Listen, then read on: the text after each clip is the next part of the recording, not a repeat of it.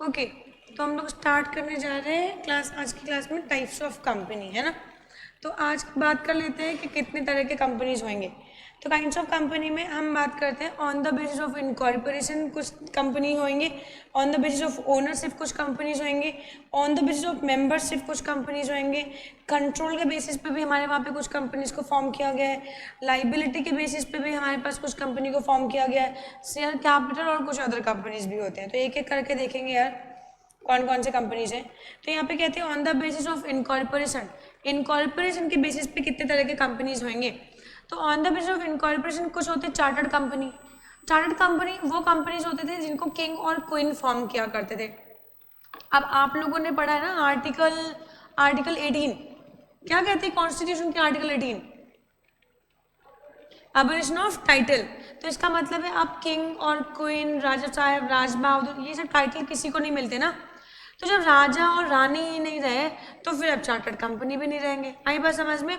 But incorporation के basis पे मैं बात करूँ तो कुछ कंपनीज ऐसे तो होते थे जिनको चार्टर्ड बोलते थे, कुछ स्टैच्यूटरी कंपनीज होते थे और कुछ रजिस्टर्ड कंपनीज होते थे। तो आज के टाइम में अगर हम लोग बात करें तो हमारे वहाँ पे ना चार्टर्ड कंपनीज नहीं है, क्योंकि चार्टर्ड कंपनी वो कंपनी होते थे जिनको किंग और क्वीन फॉर्म किया करते थे।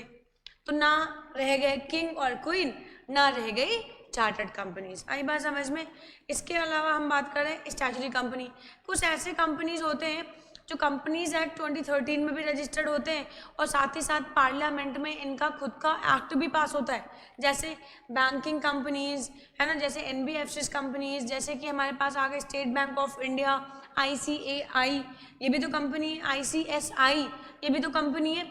अच्छा, ये कंपनी होने के साथ साथ इनका पार्लियामेंट में अपना खुद का एक्ट पास है, इनका खुद का लेजिस्लेचर है।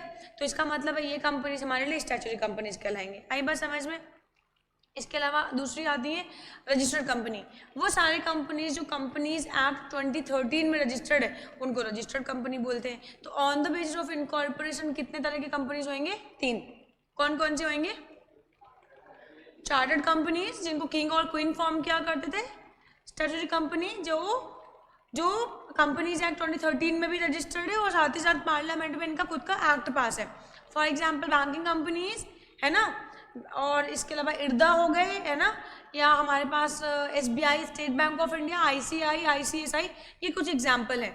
रजिस्टर्ड कंपनी वो सारे कंपनी जो कंपनीज एक्ट 2013 या किसी प्रीवियस एक्ट में रजिस्टर्ड है वो हमारे लिए क्या कहलाएंगे? Registered company. ठीक है ना यार।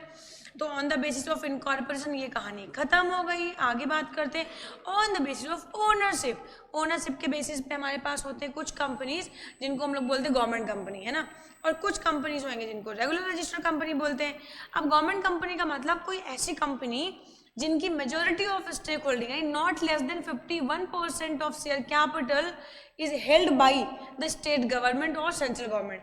यानी कोई ऐसी कंपनी जिसकी 51% और मोर शेयर कैपिटल सेंट्रल गवर्नमेंट ने या स्टेट गवर्नमेंट ने होल्ड करके रखी है तो उसको हम लोग बोलते हैं गवर्नमेंट कंपनी।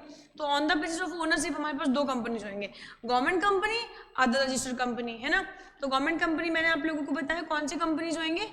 जिनकी पेड अप शेयर कैपिटल, कितनी paid up share capital? Not less than 51% paid up share capital is held by the state government और बाय द सेंट्रल गवर्नमेंट और बाय बोथ। आई बात समझ में। और रजिस्टर्ड कंपनी का मतलब जिनकी ओनरशिप पब्लिक एट लार्ज के हाथ में हो या किसी प्राइवेट पर्सन के हाथ में हो। ठीक है ना यार। मेंबरशिप के बेसिस पे, बेसिकली मेंबरशिप के बेसिस पे हमारे पास ना कंपनीज को 3 पार्ट्स में कैटेगराइज किया गया। On the basis of membership हमारे पास कंपनीज को 3 पार्ट्स में कैटेगराइज किया गया। सर कुछ होती है पब्लिक कंपनी है ना मेंबरशिप के बेसिस पे, कुछ होती है प्राइवेट कंपनी और कुछ होती है 1% कंपनी। ठीक है ना यार। पब्लिक कंपनी मीन्स कोई ऐसी कंपनी जिसमें मिनिमम पर्सन चाहिए 7 एंड मैक्सिमम की कोई लिमिट नहीं है। एंड प्राइवेट कंपनी में मिनिमम कितने पर्सन चाहिए? 2 और मैक्सिमम कितने चाहिए? 200। और 1% कंपनी में मिनिमम कितने चाहिए? 1 और मैक्सिमम कितने हो सकते हैं? 1। ठीक है ना।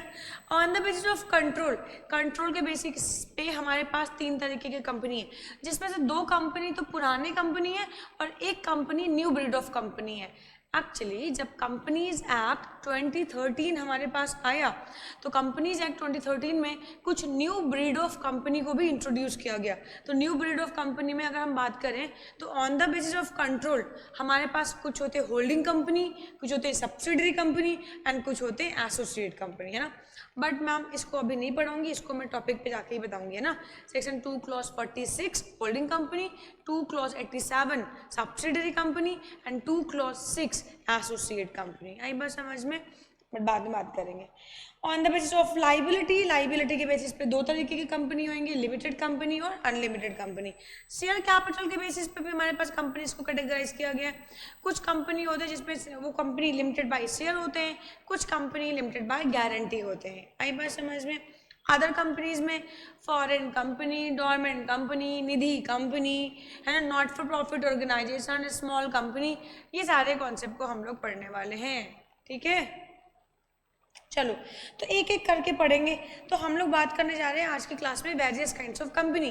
तो वेरियस काइंड्स ऑफ कंपनी में हम लोग फर्स्ट ऑफ ऑल स्टार्ट करेंगे पब्लिक और प्राइवेट से।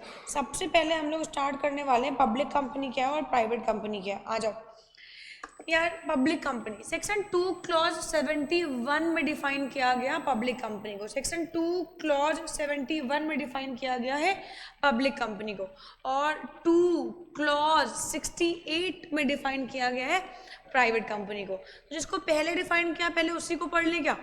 2 क्लॉज 68 में डिफाइन किया गया प्राइवेट कंपनी को, तो पहले प्राइवेट कंपनी पढ़ लेते हैं।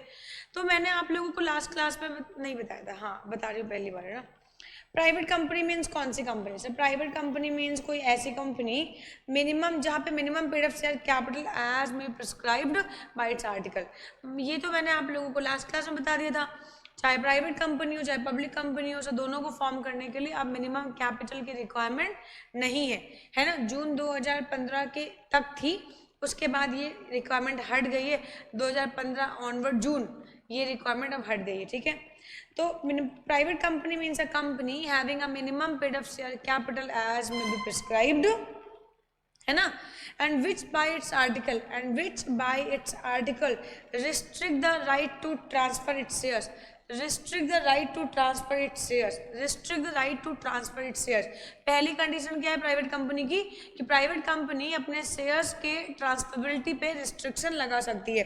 क्या कहते हैं, and which by its article restrict the limit to transfer its shares, ठीक है, and limits the number of members 200, यानी प्राइवेट कंपनी कोई ऐसी कंपनी होगी जहाँ पे मैक्सिमम नंबर ऑफ मेंबर कितने होंगे, 200 होंगे। and prohibits any invitation to the public to subscribe for any securities, यानी कि वो कंपनी जो अपने शेयर्स के राइट को रिस्ट्रिक्ट कर सकती है फर्दर ट्रांसफर करने पे, वो कंपनी जहाँ पे मैक्सिमम नंबर ऑफ मेंबर्स कितने होंगे, 200 ही होंगे, एंड वो कंपनी जो पब्लिक एट लार्ज को प्रॉस्पेक्टस इशू नहीं करती है, ऐसी कंपनी को हम लोग बोलते हैं प्राइवेट कंपनी, ठीक है। तो जिस कंपनी में ये 3 रिस्ट्रिक्शंस हो जाएंगे वो कंपनी हमारे लिए प्राइवेट कंपनी बन जाएगी, है ना। जिस कंपनी में 3 रिस्ट्रिक्शंस हो जाएंगे वो कंपनी हमारे लिए प्राइवेट कंपनी बन जाएगी ना।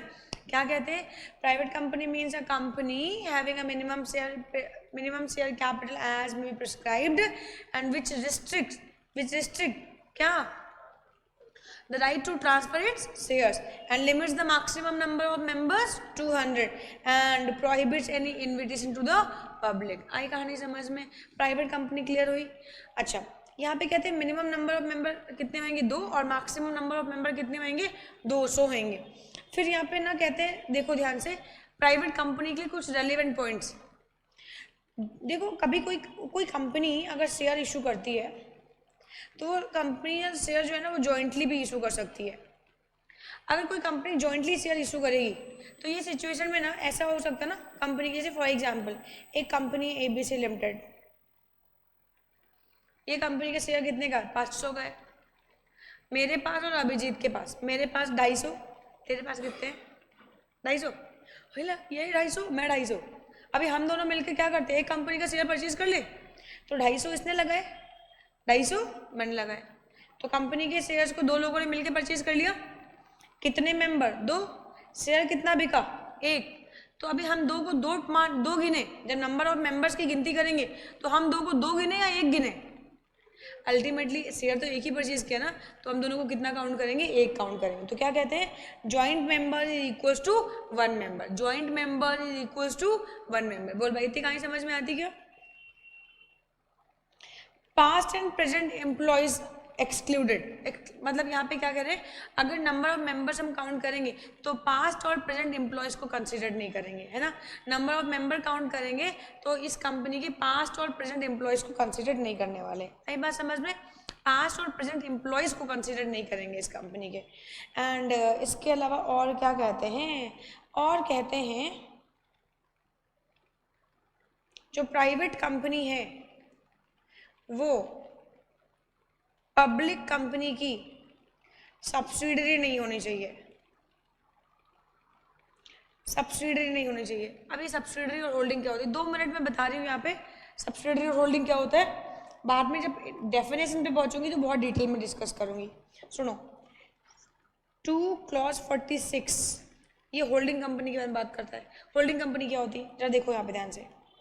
एक है मान लो आर लिमिटेड, कौन है, आर लिमिटेड, और आर लिमिटेड ने क्या किया है, एक है पी लिमिटेड, बेचारी पी लिमिटेड।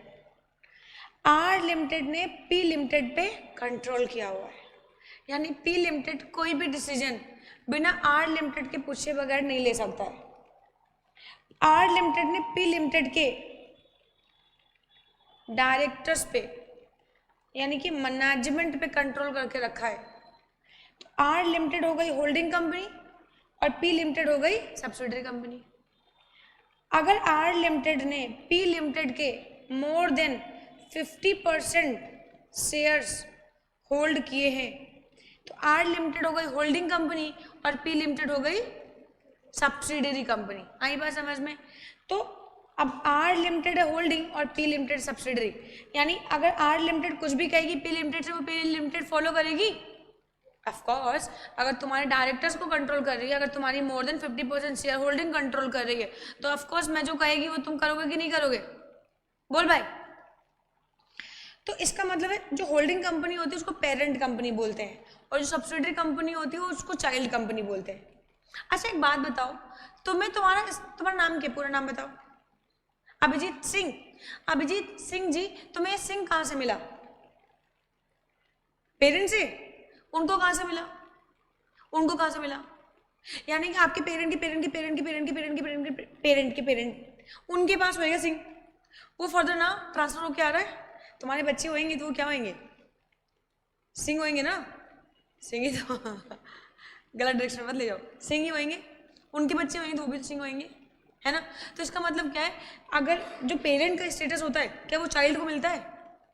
अरे बोलो ना यार, हाँ इतना तो बोल सकते हो, हाँ हाँ यक ऐसे बोलते हाँ।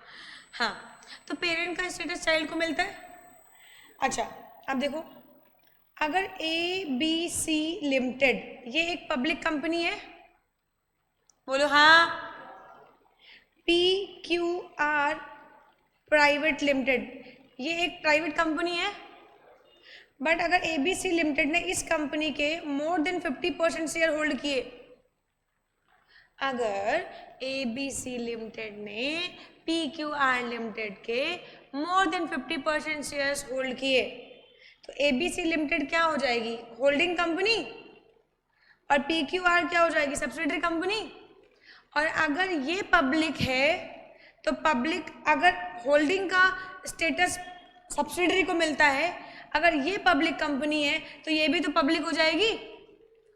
भले इसको बनाया तो प्राइवेट है, बट अगर इसको एक पब्लिक कंपनी ने होल्ड किया तो क्या ये कंपनी को भी पब्लिक कंपनी माना जाएगा? यस, आई बात समझ में। तो इसका मतलब ये है, अगर एक X लिमिटेड है उसने एक्वायर किया Y प्राइवेट लिमिटेड को और X लिमिटेड ने Y लिमिटेड के more than 50% share capital hold किए हैं, तो इसका मतलब क्या है, X लिमिटेड क्या हो गई, होल्डिंग कंपनी, ये हो गई सब्सिडरी कंपनी। अगर ये पब्लिक कंपनी है, अगर ये पब्लिक कंपनी है तो ये ऑटोमेटिकली क्या बन जाएगी, पब्लिक बन जाएगी, बोलो हाँ। तो यहाँ पे थर्ड सिचुएशन, ये अगली सिचुएशन कह रहे हैं जो प्राइवेट कंपनी है वो सब्सिडरी कंपनी नहीं होनी चाहिए पब्लिक की, क्योंकि अगर कोई प्राइवेट कंपनी सब्सिडरी हो जाएगी पब्लिक कंपनी की तो वो क्या बन जाएगी, क्या बन जाएगी, पब्लिक कंपनी बन जाएगी, है ना। अगर किसी प्राइवेट कंपनी के शेयर्स होल्ड कर लिए पब्लिक कंपनी ने मोर देन 50%, तो वो प्राइवेट कंपनी भी तो पब्लिक हो जाएगी। तो अगर प्राइवेट कंपनी बनाना है तो पब्लिक कंपनी उसके शेयर्स ना होल्ड करे, समझ रहे हो, मोर देन 50%, ठीक है। आ जाओ, तो मुझे एक बात बताओ, ये प्राइवेट कंपनी समझ में आती है। सेक्शन 2 क्लॉज 68 3 कंडीशन जिनको कंप्लाई करना पड़ेगा। साथ ही साथ इन बातों को ध्यान रखना, joint member is equals to 1 member, past and present employee को एक्सक्लूड करेंगे। एंड प्राइवेट कंपनी, अगर कोई प्राइवेट कंपनी किसी पब्लिक लिमिटेड की सब्सिडरी बन जाएगी तो फिर वो प्राइवेट कंपनी नहीं रहेगी, इसलिए प्राइवेट कंपनी को बनाने के लिए उसको पब्लिक कंपनी की सब्सिडरी नहीं बनाना चाहिए। आई बात समझ में। क्वेश्चन करना चाहोगे, क्वेश्चन करना चाहोगे? चलो आओ बच्चों को क्वेश्चन करवा देते हैं।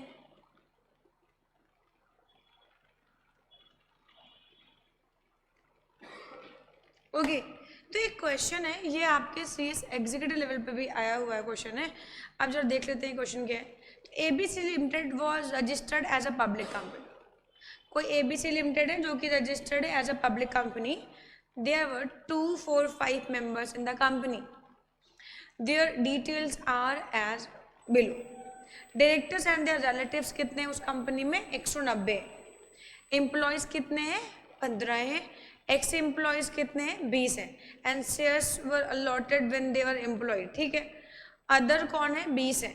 अदर मेंबर कितने हैं? 20 और है, जिसमें से including 10 joint holders holding shares jointly, यानी जो 20 हैं ये हैं एक्चुअल में कितने? 10, क्योंकि इन्होंने जॉइंटली शेयर होल्ड किया है तो एक लोगों ने 2 शेयर होल्ड किए, तो इसलिए 10 इंटू 2 करके 20 कर दिया गया।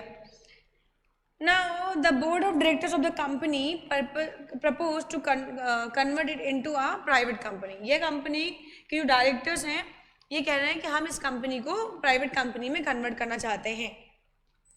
Advise whether the reduction in the number of members is necessary for the conversion. क्या देखो अब ये पब्लिक कंपनी है लेकिन इसको प्राइवेट में कन्वर्ट करना है, तो आप लोगों को पता है प्राइवेट कंपनी में मैक्सिमम नंबर ऑफ मेंबर्स कितने हो सकते हैं?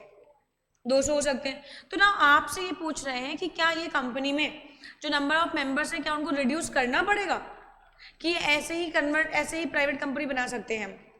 नहीं करना पड़ेगा, करना पड़ेगा। देखते हैं, अगर 200 मेंबर होंगे 200 मेंबर तक नहीं कन्वर्ट करना पड़ेगा, 200 मेंबर तक नहीं रिड्यूस करना पड़ेगा। बट अगर 200 मेंबर से ज़्यादा होंगे तो फिर रिड्यूस करना पड़ेगा, है ना। तो देख लेते हैं कितने मेंबर्स हैं यार, ये बताओ। 190 तो मेंबर हैं ये, डायरेक्टर एंड रिलेटिव्स। अच्छा, एम्प्लॉयज़ को एक्सक्लूड करते हैं, पास्ट एंड प्रेजेंट एम्प्लॉयज़ को कंसिडर नहीं करते, तो 15 को कंसिडर नहीं करेंगे, 20 को भी कंसिडर नहीं करेंगे। जो नीचे 20 हैं वो 20 हैं या 10 हैं? प्लस 10 कितने हुए? कितने हुए? 200 ना। तो 200 मेंबर है तो क्यों रिडक्शन करेंगे? क्योंकि 200 नंबर ऑफ मेंबर्स अगर हैं तब भी तो प्राइवेट कंपनी को फॉर्म किया जा सकता है, तो नंबर ऑफ मेंबर्स को रिड्यूस करने की कोई भी आवश्यकता नहीं है। 4 नंबर में एग्जीक्यूटिव लेवल पे तुम्हारे।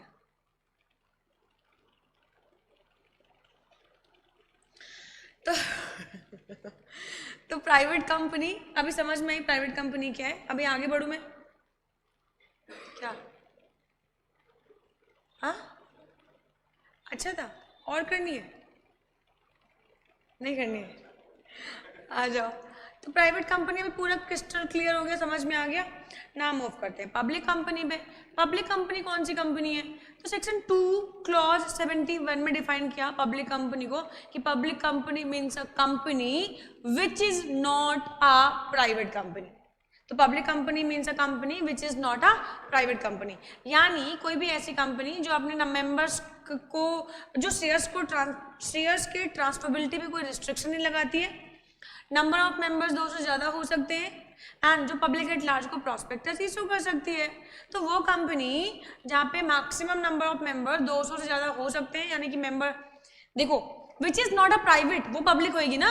तो प्राइवेट कंपनी कौन सी कंपनी? जो अपने शेयर्स के ट्रांसफरेबिलिटी पर रिस्ट्रिक्शन लगा दे, ऐसी कंपनी जहां पे नंबर ऑफ मेंबर्स कितने हो, 200 हो, एंड जो प्रॉस्पेक्टस इशू ना करे पब्लिक एट लार्ज को, तो इसका मतलब जहां पे ये तीनों क्राइटेरिया ना हो वो पब्लिक बन जाएगी ऑटोमेटिकली। इसका मतलब है ऐसी कंपनी जो अपने शेयर्स के रिस्ट्रिक्शन पे कोई भी ऐसी कंपनी जो अपने शेयर्स के ट्रांसफरेबिलिटी पे कोई रिस्ट्रिक्शन ना इम्पोज करे, नंबर ऑफ मेंबर्स पे कोई रिस्ट्रिक्शन ना हो, एंड जो पब्लिक एट लार्ज को प्रॉस्पेक्टस इशू कर सके और उनसे फंड्स मंगवा सके, ऐसी कंपनी को क्या बोलते हैं हम लोग, पब्लिक कंपनी। वेरी सिंपल ना। तो अगर प्राइवेट पूछेंगे तो बता लोगे, मतलब आपको तो एमसीक्यू आएगा है ना, तो एमसीक्यू में आप टिक कर लोगे अगर पूछा तो। और अगर पब्लिक कंपनी पूछी तो as per section 2 clause 71 public company means a company which is not a private company. बोल भाई, इतनी कहानी क्लियर होती है मैम? हाँ मैम, क्या मैं डिफरेंस पढ़ाओगे प्राइवेट कंपनी और पब्लिक कंपनी में? पढ़ना चाहते हो? करा दूं? गुड बॉय, आ जाओ। तो पब्लिक कंपनी, देखो पहला डिफरेंस तो अब दोनों में नहीं रह गया, तो ये तो काट दो यार। देखो, ना ही प्राइवेट कंपनी को फॉर्म करने की पहले मिनिमम कैपिटल रिक्वायरमेंट है, ना ही पब्लिक कंपनी को फॉर्म करने में कोई minimum paid up capital requirement है। देखो पहले होती थी, है ना, यहाँ पे ना 2015 तक अगर प्राइवेट कंपनी को फॉर्म करना है तो आपको 1 लाख रुपए की मिनिमम कैपिटल चाहिए होती थी, और अगर पब्लिक कंपनी को फॉर्म करना है तो 5 लाख रुपए की।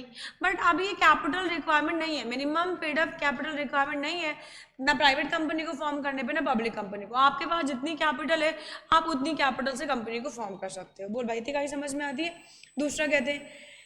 दूसरा कहते हैं ये वाला पॉइंट काट दो, ये बहुत बड़े लेवल पे आप पढ़ोगे, अभी तो आप नन्हे बच्चे हो ना। ये सेक्शन 73 टू सेक्शन 76 ये जो टॉपिक है ना, एक चैप्टर है आपके पास एक्सेप्टेंस ऑफ डिपॉजिट्स। ये चैप्टर हालांकि मैंने अपने यूट्यूब पे डाल रखा है, जिनको पढ़ना है वो बहुत डिटेल में जाके पढ़ सकते हो। एक्सेप्टेंस ऑफ डिपॉजिट ये आपके टॉपिक अभी सिलेबस में नहीं है। सेक्शन 73 टू 76 डील करता है इस टॉपिक के बारे में, बट अभी मैं इसके रिगार्डिंग कोई बात करूँगी नहीं, तो मैं इस वाले डिफरेंस को काट रही हूँ, है ना। Okay, minimum number of members. Sir private company को फॉर्म करने के लिए मिनिमम नंबर ऑफ मेंबर्स चाहिए, कितने चाहिए? प्राइवेट कंपनी को फॉर्म करने के लिए कितने मेंबर चाहिए? 2, है ना, कल बताया था तुम लोगों को, है ना। प्राइवेट कंपनी को फॉर्म करने के लिए मिनिमम 2 मेंबर, मैक्सिमम कितने चाहिए?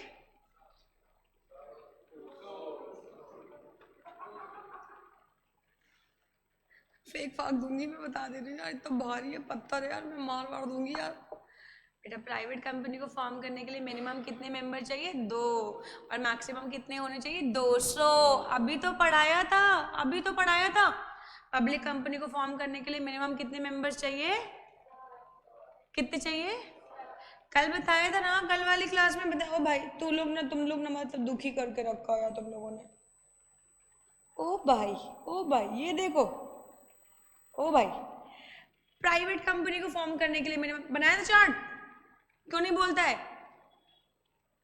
प्राइवेट कंपनी को फॉर्म करने के लिए मिनिमम 2 मेंबर्स, मैक्सिमम 200 चाहिए। पब्लिक कंपनी को फॉर्म करने के लिए मिनिमम और मैक्सिमम नो लिमिट, और 1% कंपनी को फॉर्म करने के लिए और मैक्सिमम कितने होने चाहिए? अच्छा एक बात और बता दूं, आपको पता है ये जो प्राइवेट कंपनी है ना, ये जो 1% कंपनी ना, इसको भी प्राइवेट कंपनी का स्टेटस मिलता है।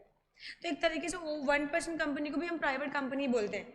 बट फिर अगर हम प्राइवेट कंपनी की बात करें तो प्राइवेट कंपनी में प्राइवेट कंपनी आएगी एंड 1% कंपनी आएगी। तो प्राइवेट कंपनी को फॉर्म करने के लिए मिनिमम 2 चाहिए, मैक्सिमम 200 हो सकते हैं। ओपीसी भी प्राइवेट होती है, बट ओपीसी में minimum number of member 1 and maximum number of member भी 1 चाहिए। आई कहानी समझ में? पक्का।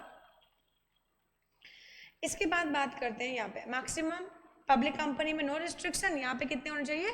200, and present and past employees को एक्सक्लूड करेंगे। ट्रांसफरेबिलिटी, क्या पब्लिक कंपनी में shares 1 person to another person easily transfer हो जाते हैं? The answer is yes. Public company में यही तो खास बात है, पब्लिक कंपनी में जो शेयर्स हैं वो 1 person to another person freely transferable होते हैं, और प्राइवेट कंपनी में क्या फ्रीली ट्रांसफरेबल होंगे? Answer is no, yes. Restrict the right to transfer by its article of association, ठीक है। प्रॉस्पेक्टस, क्या पब्लिक कंपनी प्रॉस्पेक्टस इशू कर सकती है? क्या पब्लिक कंपनी प्रॉस्पेक्टस इशू कर सकती है?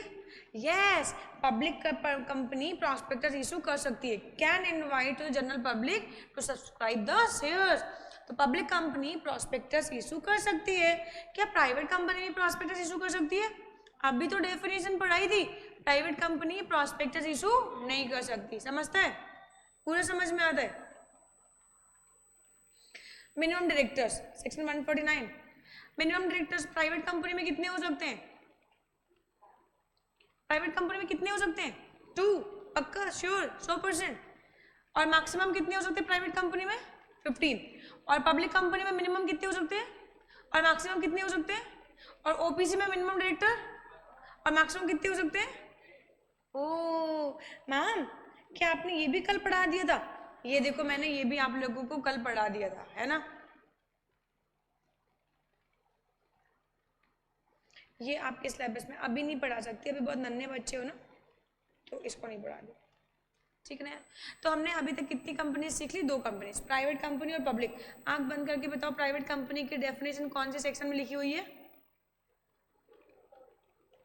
और पब्लिक कंपनी की डेफिनेशन 78। वाह, वेरी नाइस, है ना, वेरी वेरी नाइस। 2 क्लॉज 71 में, है ना। अच्छा, कंपनी की डेफिनेशन कौन से सेक्शन में? 2 क्लॉज 20। अरे वाह, क्या बात है, कभी कभी हमारे खोटे सिक्के भी काम में आ जाते हैं ना यार। नहीं, खोटे नहीं हो यार, है ना। तो यस ऑफकोर्स, अभी तक मैंने ना 2-3 सेक्शन आप लोगों को पढ़ाए हैं ना। 2 क्लॉज 20 पढ़ा दिया, 2 क्लॉज 68 पढ़ा दिया, 2 क्लॉज 71 पढ़ा दिया। अच्छा, मोटा मोटी 2 क्लॉज 46 में तो पता चल गया किसका है, किसका है? होल्डिंग कंपनी का। और 2 क्लॉज 87 किसका है? सब्सिडरी कंपनी का। और 2 क्लॉज 6 किसका है? एसोसिएट कंपनी का।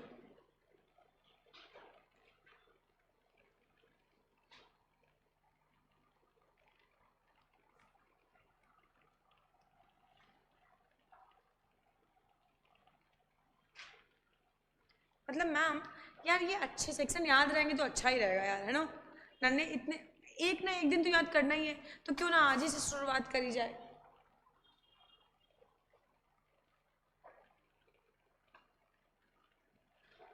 मतलब मोटा मोटी अभी इतना याद करवाए, सब याद करवाएगी, चिंता नहीं करने का।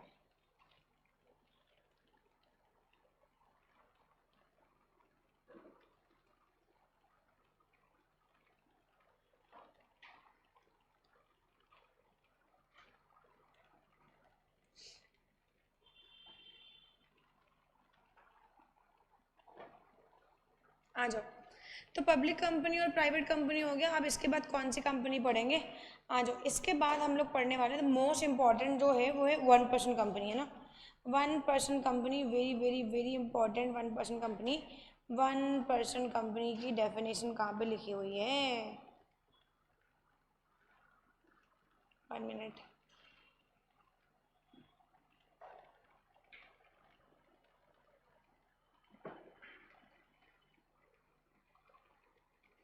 ये प्रोविजन है 1% कंपनी के रिगार्डिंग। 1% कंपनी की डेफिनेशन लिखी हुई है 2 क्लॉज 62 में, है ना। तो 1% कंपनी की डेफिनेशन कहाँ लिखी हुई है? 2 क्लॉज 62 में। 1% कंपनी मीन्स अ कंपनी जहाँ पे मिनिमम 1% ही हमारा मेंबर होएगा और 1% नॉमिनी होएगा। तो यहाँ पे देखिएगा ध्यान से, ये जो डेफिनेशन है ये कहाँ पे लिखी हुई है? 2 क्लॉज 62 में लिखी हुई है। तो एक और सेक्शन ऐड कर लेते हैं ना, 2 क्लॉज 62, ये किसका है? 1% कंपनी का है ना। इसको भी ऐड ही कर लेते हैं यार, है ना। ओके, तो 1% कंपनी कौन सी कंपनी कहलाती है? तो 1% company is a type of private company. क्या मैंने आपको बताया था ये वाली बात कि 1% कंपनी को भी हम लोग क्या बोलते हैं? प्राइवेट कंपनी तो बोलते हैं। तो 1% company is a type of private company formed by a person subscribing his name to memorandum and complying with the other requirements of the act and rules, ठीक है ना यार। तो ऐसी कंपनी को हम लोग बोलते हैं 1% कंपनी, यानी एक ऐसी कंपनी जिसको प्राइवेट कंपनी का स्टेटस मिलता है और इसको फॉर्म करता है एक पर्सन और वही इस एक्ट के प्रोविजंस को कंप्लाई करता है। आई बात समझ में? तो ऐसी कंपनी को हम लोग क्या बोलते हैं? 1% कंपनी। अब आगे बात करते हैं, इसको हटाओ, इसको भी हटाओ, इसको भी हटाओ, इसको भी हटाओ। और देखो ये किसकी है? ये है, ये वाला। हाँ, आ जाओ बेटा। यार आप कुछ खास बातें कर लेते हैं, क्योंकि किताबी बातें नहीं, उसके बियॉन्ड भी कुछ बातें कर लेते हैं। क्या 1% कंपनी को फॉर्म करने के लिए सिर्फ और सिर्फ 1% ही चाहिए? लास्ट क्लास में जब मैंने आप लोगों को कंपनी के कैरेक्टरिस्टिक पढ़ाए थे तो मैंने आप लोगों को बताया था कंपनी का क्या होता है, परपेचुअल सक्सेशन, यानी company infinite number of years तक जीवित रहने वाली है। ये इनफाइनाइट नंबर ऑफ ईयर्स तक जीवित रहेगी, यानी कंपनी का जो काम है वो रुकेगा कभी नहीं, कंपनी का बिजनेस कभी भी नहीं रुकेगा, मेंबर्स आते रहेंगे और जाते रहेंगे। तो अब ऐसा है ना कि मान लो फॉर एग्जांपल किसी एक पर्सन ने कंपनी फॉर्म करी और उस एक पर्सन को कुछ हो गया, तो फिर कौन ऐसा पर्सन होएगा जो उस कंपनी की बागडोर को संभालेगा? तो ये केस में कहते हैं फ्रंट पे तो एक पर्सन होएगा जो कंपनी को फॉर्म करेगा, जिसको हम सोल मेंबर बोलते हैं ना। तो फ्रंट पे, कंपनी के फ्रंट पे जब भी हम किसी भी 1% कंपनी को फॉर्म करेंगे, जब भी हम किसी ओपीसी को फॉर्म करेंगे, 1% कंपनी को फॉर्म करेंगे, तो फ्रंट पे एक मेंबर रहेगा जिसको हम लोग क्या बोलते हैं, सोल मेंबर बोलते हैं ना। यही कंपनी का सोल मेंबर होएगा, यही सारे लॉ रूल्स एंड रेगुलेशंस को कंप्लाई करेगा, ठीक है। बट अगर सिर्फ एक ही मेंबर होएगा और कल को इसको कुछ हो गया तो फिर कंपनी की बागडोर कौन संभालेगा? तो कहते तो है कि एक मेंबर ही कंपनी को फॉर्म करेगा, बट आपको मोटा मोटी एक साफ सी बात बता दूं कि किसी भी 1% कंपनी को फॉर्म करने के लिए सिर्फ एक मेंबर से कंपनी फॉर्म नहीं होएगी, है ना, हमें 2 पर्सन चाहिए होंगे। तो 1% कंपनी को फॉर्म करने के लिए अपने को कितने पर्सन मांगता है? 2 पर्सन मांगता है। आई बात समझ में? एक मेंबर मिलेगा, एक मेंबर बनेगा सोल मेंबर और दूसरा पर्सन कौन बनेगा? नॉमिनी। कल को अगर इस सोल मेंबर को कुछ हो जाए, ये सोल मेंबर इंसॉल्वेंट हो जाए, सोल मेंबर पागल हो जाए, इसकी डेथ हो जाए, तो ये सिचुएशन में ये जो नॉमिनी है वो उसकी जगह पे आ जाएगा। आई बात समझ में? तो मोटा मोटी क्या कहा मैंने, 1% कंपनी को फॉर्म करने के लिए अपने को कितने पर्सन मांगता है? 2, लेकिन उनमें से मेंबर कौन बनेगा? एक ही बनेगा। आई बात समझ में? और एक पर्सन और क्या बनेगा? नॉमिनी। तो 1% कंपनी को फॉर्म करने के लिए 2 पर्सन चाहिए, इसमें एक सोल मेंबर बनेगा जो फ्रंट पे रहेगा और एक पर्सन बैक एंड पे रहेगा, पीछे रहेगा, कि कल को अगर ये आदमी को कुछ भी हो जाए तो ये सिचुएशन में ये आदमी क्या करेगा? बागडोर संभाल लेगा। आई बात समझ में? तो ये हो गया सोल मेंबर और ये हो गया नॉमिनी। बोल भाई, इतनी कहानी समझ में आई? अच्छा, अब बहुत खास बातें बताने जा रही हूँ, सुनो ध्यान से। ये जो सोल मेंबर एंड नॉमिनी है, इनके रिगार्डिंग कुछ कंडीशन से वो कंप्लाई करने पड़ेंगे। यानी ये कहते हैं कि जो सोल मेंबर एंड नॉमिनी है, इसकी रिगार्डिंग ना कुछ क्वालिफिकेशन है, ये इनमें होनी चाहिए। क्या क्वालिफिकेशन है? सर, सबसे पहली क्वालिफिकेशन इन दोनों मेंबर की रिगार्डिंग, किसी एक मेंबर की रिगार्डिंग नहीं है, दोनों पर्सन की रिगार्डिंग है, ना सोल मेंबर के लिए अकेले ना नॉमिनी, दोनों पर्सन के लिए मैं बात कर रही हूँ। सर, कुछ क्वालिफिकेशन है। पहली क्वालिफिकेशन ये कह रहे हैं, मतलब कुछ डिमांड कर रहा है, लॉ कुछ डिमांड कर रहा है कि 1% कंपनी का जो मेंबर और जो नॉमिनी है वो क्या होना चाहिए। सबसे पहली बात तो इन्होंने कहा ये नेचुरल पर्सन होना चाहिए। नेचुरल पर्सन इतना फैला क्यों देती हो यार? नेचुरल पर्सन होना चाहिए। इसका मतलब मैम एक बात बताओ, हाँ मैम, मान लो कोई कंपनी है, क्या किसी कंपनी को कोई आर्टिफिशियल पर्सन भी फॉर्म कर सकता है? Yes ma'am. मान लो ये कंपनी है, क्या इस कंपनी की मेंबर कोई कंपनी बन सकती है? जी हाँ। क्या कोई एलएलपी बन सकती है? जी हाँ। तो इसका मतलब क्या है, किसी भी कंपनी को फॉर्म करने, एक आर्टिफिशियल पर्सन एक दूसरे आर्टिफिशियल पर्सन को फॉर्म कर सकता है, लेकिन 1% कंपनी को फॉर्म करने के लिए सिर्फ और सिर्फ नेचुरल पर्सन ही चाहिए। तो 1% कंपनी को फॉर्म करने के लिए पहला क्राइटेरिया क्या है? नेचुरल पर्सन मांगता है। दूसरा क्राइटेरिया है कि इसको सिटीजन ऑफ इंडिया मांगता है। मैम, अगर कोई 1% कंपनी के लिए ये सिर्फ और सिर्फ 1% कंपनी के लिए है, और अगर कोई दूसरी कंपनी, कोई बाहर नेशनल का, कोई फॉरेन, कोई किसी और कंट्री से आया है, किसी और पर्सन के पास किसी और कंट्री की सिटीजनशिप है, तो वो पर्सन आके प्राइवेट कंपनी और पब्लिक कंपनी फॉर्म कर सकता है। लेकिन 1% कंपनी को फॉर्म करने के लिए अपने को क्या मांगता है? एक तो नेचुरल पर्सन मांगता है, बाकी अदर कंपनीज को तो कोई आर्टिफिशियल पर्सन भी फॉर्म कर सकता है, लेकिन ओपीसी को फॉर्म करने के लिए नेचुरल मांगता है। दूसरा क्या कहा? सिटीजन ऑफ इंडिया होना मांगता है। अगर कोई भी पर्सन सिटीजन ऑफ इंडिया नहीं है तो वो 1% कंपनी को फॉर्म नहीं कर सकता है। तीसरा क्या मांगता है? तीसरा भी बता ही दो यार, इतने बड़े बड़े रेस्ट्रिक्शंस है। तीसरा, रेजिडेंट इन इंडिया मांगता है, आप रेजिडेंट इन इंडिया हो, आई बात समझ में? तो भारत के निवासी हो, भारत में निवास कर रहे हो, भारत में निवास कर रहे हो, आई बात समझ? रेजिडेंशियल स्टेटस का मतलब होता है आपका स्टे इन इंडिया, ठीक है ना यार? तो रेजिडेंट ऑफ इंडिया होना चाहिए, यानी रेजिडेंट आपका जो निवास स्थान है वो क्या होना चाहिए? इंडिया होना चाहिए, आई बात समझ में? तो ये 3 कंडीशंस एक साथ कंप्लाई आपको करने पड़ेंगे, ऐसा नहीं और है, ये एंड है, यानी नेचुरल पर्सन मांगता है, सिटीजन ऑफ इंडिया मांगता है, एंड रेजिडेंट ऑफ इंडिया कर दूं क्या मैं? रेजिडेंट ऑफ इंडिया, या आप ऐसे भी लिख सकते हो रेजिडेंट इन इंडिया, कोई फर्क नहीं पड़ता, उसे गलत नहीं होगा वो, ठीक है? तो ये तीनों कंडीशन ना कंप्लाई करना पड़ेगा। अगर एक भी कंडीशन कंप्लाई नहीं हुई तो ये केस में ये पर्सन जो होगा, ये कोई भी पर्सन कंपनी को फॉर्म नहीं कर सकते, यानी 1 पर्सन कंपनी को फॉर्म करने के लिए तो ये जो 2 पर्सन है इनको क्या मांगता है? Natural person, citizen of India and resident of India, आई बात समझ में? अच्छा आप सुन ध्यान से, मैम रेजिडेंट का मतलब आपने क्या कहा? मैंने कहा बेटा स्टे इन इंडिया। रेजिडेंट का मतलब क्या है? आपका स्टे इन इंडिया होना चाहिए। मैम कितने दिन? 365 दिन, एक साल तो 365 का होता है? नहीं बेटा, जिस साल के लिए स्टेटस डिटरमिन कर रहे हो वो साल में 120 दिन स्टे इन इंडिया यहाँ पे होना चाहिए, इंडिया में, आई बात समझ में? या अमेंडमेंट भी है, इसको लिख लो। इस रेजिडेंट ऑफ इंडिया का मतलब होता है स्टे इन इंडिया आपका होना चाहिए, स्टे इन इंडिया कितने दिन? 120 दिन, आई बात समझ में? तुम नहीं लिखोगी बेटा, इससे कह रही, लिख लिया है? कहाँ दिखाओ,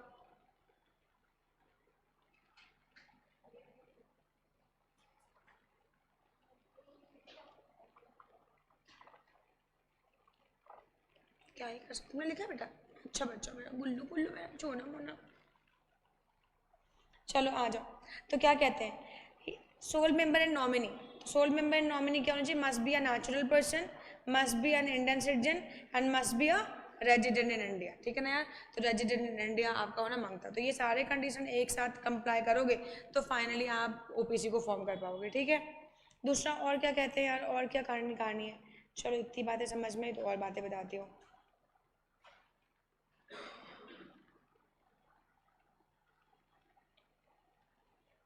रिस्ट्रिक्शंस, अगर आपने 1 पर्सन कंपनी को फॉर्म किया तो आपके ऊपर कुछ रिस्ट्रिक्शंस भी हैं।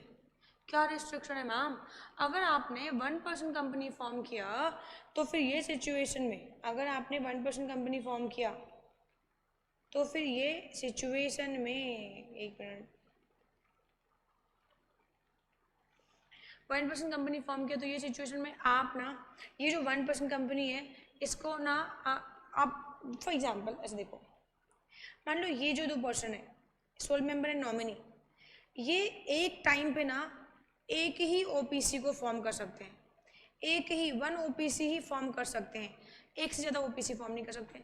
वैसे देखो, मैं एक साथ ना कई कंपनी की मेंबर बन सकती हूँ, बट वो 1 पर्सन कंपनी के केस में रिस्ट्रिक्शन है।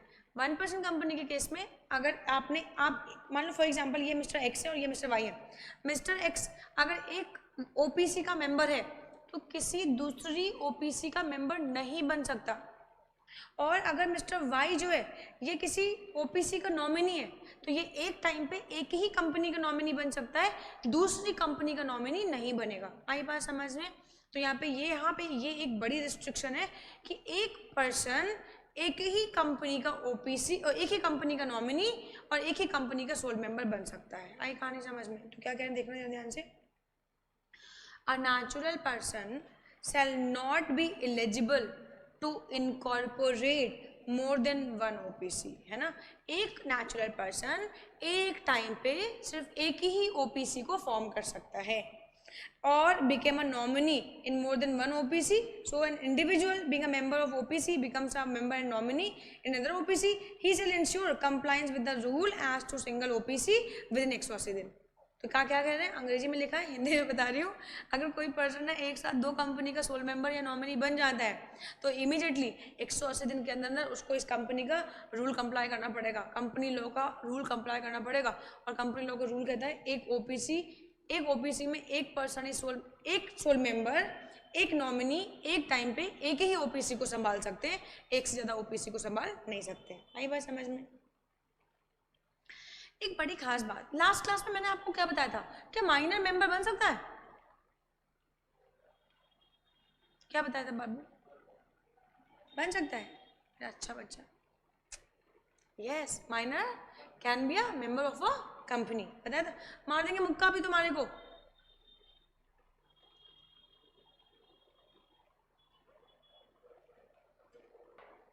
ओके, तो क्या माइनर मेंबर बन सकता है किसी कंपनी में?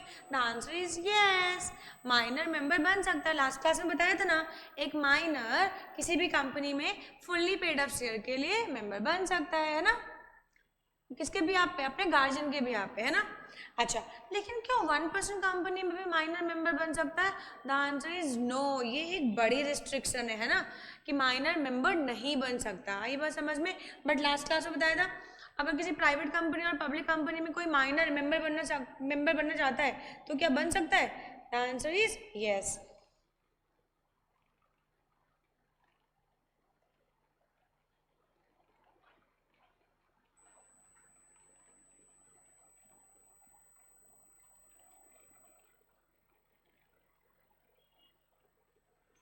ओके, आगे बात करते हैं। तो यहाँ पे ये वाली बात हमें पूरी क्लियर हो गई। कहाँ गया?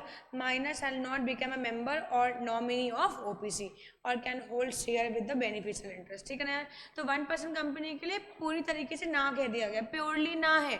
Minor can not become a member of the OPC, आई बात समझ में? बट अगर प्राइवेट कंपनी और पब्लिक कंपनी की बात करें तो minor can be a member of a company. कहानी समझ में आती है क्या? आगे बात करते हैं। रिस्ट्रिक्शंस ऑफ ओपीसी, कुछ और रिस्ट्रिक्शंस भी हैं, प्लीज समझना ध्यान से। Restrictions with respect to OPC, OPC के रिगार्डिंग रिस्ट्रिक्शंस है, एंड रिस्ट्रिक्शन ऑफ ओपीसी, जब ओपीसी को फॉर्म करोगे तो ये काम बिल्कुल भी नहीं कर पाओगे। आई बात समझ में? दोनों में अंतर है, हेडिंग में दोनों में अंतर है, समझता है? तो रिस्ट्रिक्शन ऑफ ओपीसी, जब भी हम किसी भी 1% कंपनी को फॉर्म करेंगे तो 1% कंपनी को फॉर्म करते समय ये तीसरी वाली कंडीशन तो हट गई है, अमेंडमेंट आ गई है ना, तो ये तीसरी नहीं पढ़नी हमें। रिस्ट्रिक्शंस ऑफ ओपीसी, ओपीसी के ऊपर क्या रिस्ट्रिक्शन है? तो सबसे पहली रिस्ट्रिक्शन है कि OPC 1% company can not be incorporated as section 8 company. Ma'am ये सेक्शन 8 कंपनी क्या होते हैं? मैम हाँ बेटा, मैम ये सेक्शन 8 कंपनी क्या होते हैं? सेक्शन 8 कंपनी, इनको बोलते हैं not for profit organisation.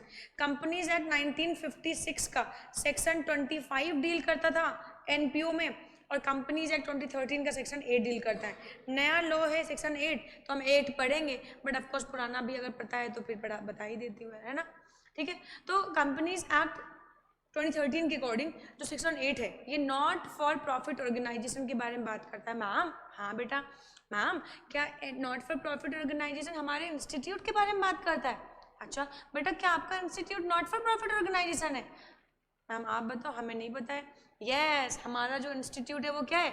Not for profit organisation है। तो आपको पता होना चाहिए कि हमारे इंस्टीट्यूट के बारे में कंपनीज एक्ट का कौन सा सेक्शन बात करता है। तो कौन सा सेक्शन बात करता है? सेक्शन 8 बात करता है। कौन सा सेक्शन? 8 बात करता है। और कंपनीज एक्ट 1956 का कौन सा सेक्शन बात करता है? सेक्शन 25 बात करता था। आई बात समझ में? तो अगर मैं 1% कंपनी की बात करूं तो कहते हैं 1% company can not be incorporated as section 8 company, यानी ओपीसी सेक्शन 8 कंपनी के जो ऑब्जेक्टिव्स हैं उनको कंप्लाई नहीं करेगा, उनको वो उनके लिए फॉर्म नहीं की जा सकती। पक्का पक्का? क्या ये रिस्ट्रिक्शन है? Yes. And can not carry, OPC can not carry out non-banking financial activities including investment and securities of any body corporate, ठीक है ना यार? तो NBFC non banking financial corporation जो एक्टिविटीज करते हैं, फाइनेंस में डील करते हैं, ये फाइनेंस में डील नहीं कर सकते। आई बात समझ में? तो यार यहाँ तक हमारे पास बड़े काम की चीजें थी जो मैंने आप लोगों को बताई, एक बार फिर से बता देती हूँ। 1% कंपनी की जो डेफिनेशन है वो लिख रखी है सेक्शन 2 क्लॉज 62 में, सेक्शन 2 क्लॉज 62 में लिख रखी है। और क्या कहते हैं? 1% company is a type of private company which is formed by 1% subscribing his name to a memorandum and complying with the rules of companies act, है ना? And sole member and nominee की बात करा मैंने, तो देखो 1% कंपनी को form करने के लिए दुनिया को पता है कि 1% कंपनी को फॉर्म करने के लिए सिर्फ 1% मांगता है, लेकिन कंपनी सेक्रेटरीज अंदर की बात जानते हैं। जल्दी से बताओ कंपनी सेक्रेटरीज कि क्या होएगा? 1% कंपनी को फॉर्म करने कितने परसेंट चाहिए? जिसमें से एक होएगा मेंबर, दूसरा होएगा नॉमिनी। आई बात समझ में?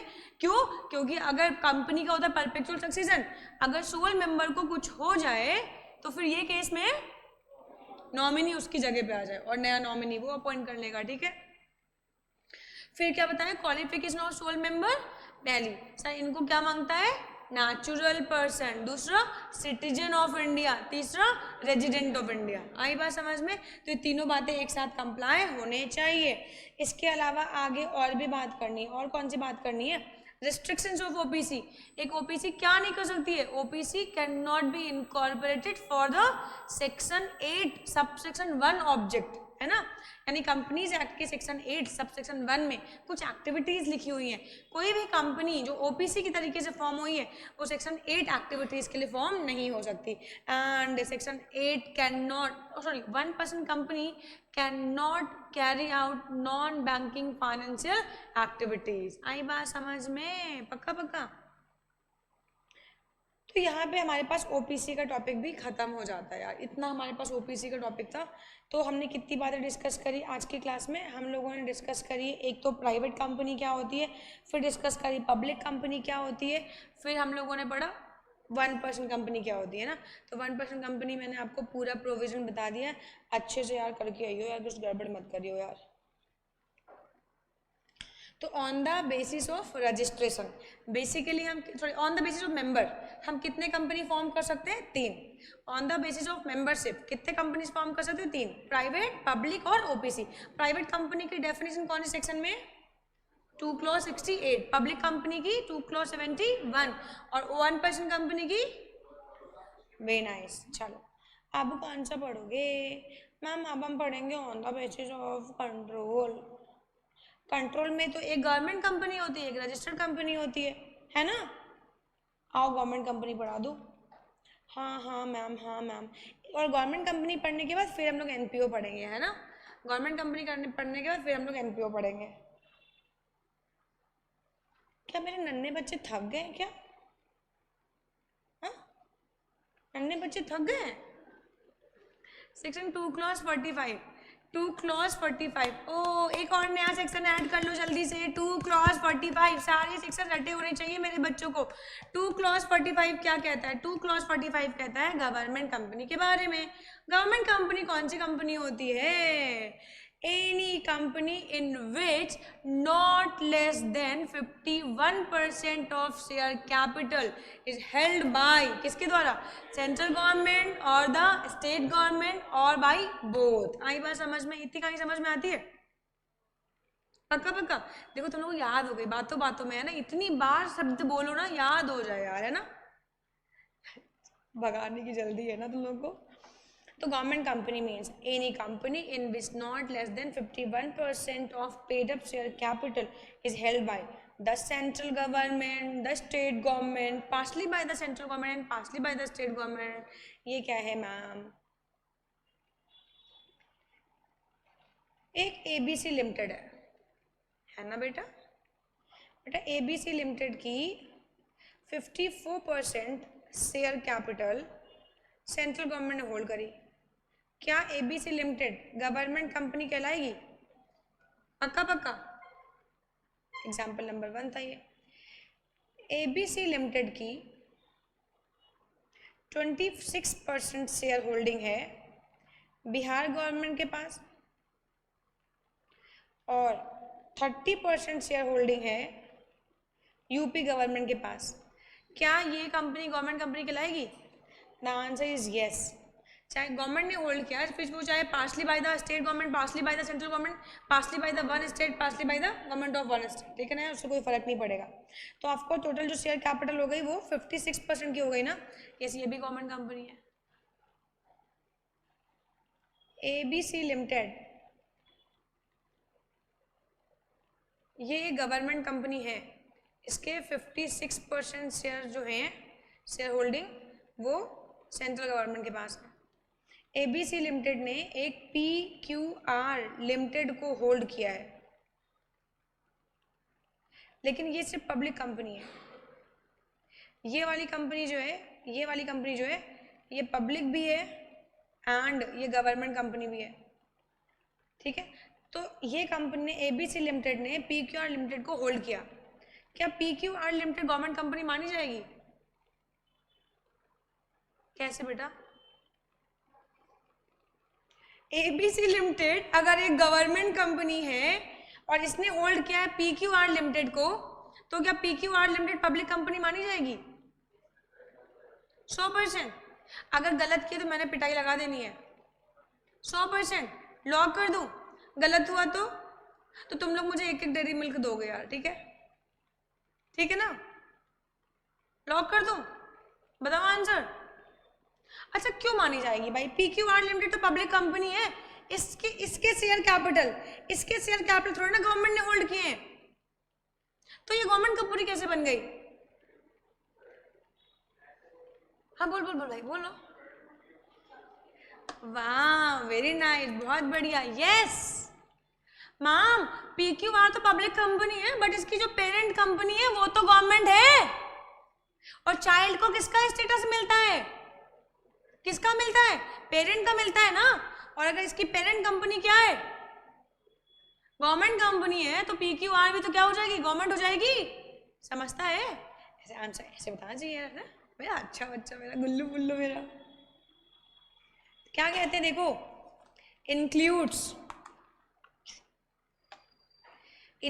a company which is a subsidiary company of government company, ये भी गवर्नमेंट कंपनी कहलाएगी। आई बात समझ में? तो गवर्नमेंट कंपनी की जो सब्सिडरी कंपनी है वो भी क्या कहलाएगी? गवर्नमेंट कंपनी कहलाएगी। बोल भाई, इतनी कहीं समझ में आती है? तो ये हो गई आपकी गवर्नमेंट कंपनी की डेफिनेशन हमारे पास।